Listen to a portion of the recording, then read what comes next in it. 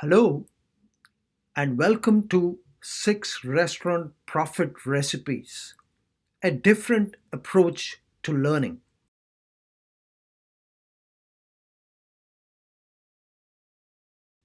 Welcome to this pricing profit recipe of the 6 Restaurant Profit Recipes basic course. One key contributor to restaurant revenue is price. In restaurant terminology, pricing is represented by what is known as the average check. This video is all about decisions relating to average checks. This video does bring out some important elements of that pricing decision relating to the average check. Two elements contribute to restaurant revenue: price and quantity. Price, as said earlier, is average check and quantity is covers served.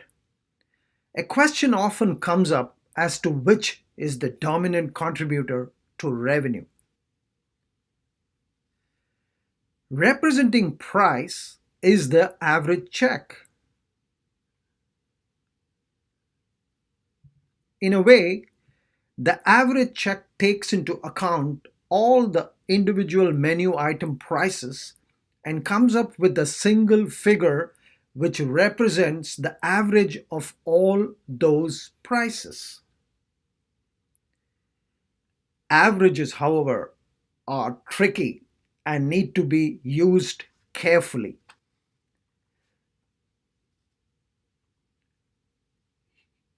Here, the average unit price of the 10 menu items of the Taste Buds restaurant, incidentally, the restaurant you, the student, will manage throughout the course, in this table is calculated by adding all the prices and dividing by 10. Now, a new menu item, appropriately called under, is added to the 10 items and a new average is generated this time for 11 items including the addition. Notice how the average of the 11 items has gone below the average of the 10 items. Now another new menu item, appropriately called over, is added to the 11 items and a new average calculated again for 12 items this time, including the two additions. Notice how the average of the 12 items has gone above the average of the 11 items. The principle is that if you have an average and add a new menu item with the price above that average, then the new average will be above the previous average. And the same applies if your price is below the average. So what is the learning from this illustration?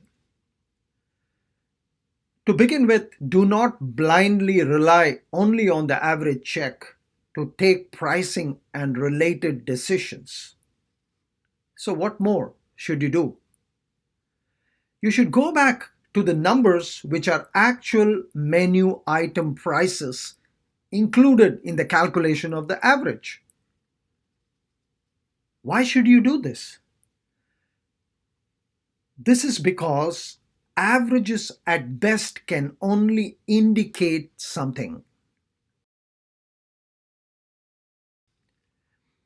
If you are planning on making some price and related changes, you should not merely look at the average check, but actually go back to the top 5 or whatever criteria you may have, actual menu item prices before making those price or related changes.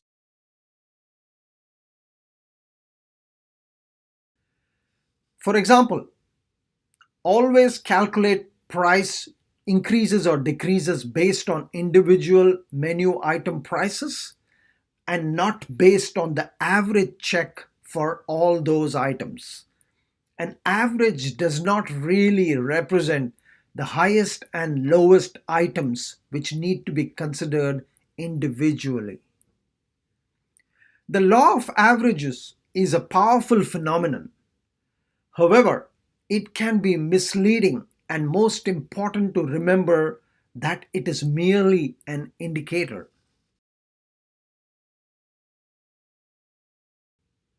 A key reason why individual menu item prices should be considered is also to gauge the contribution to revenues.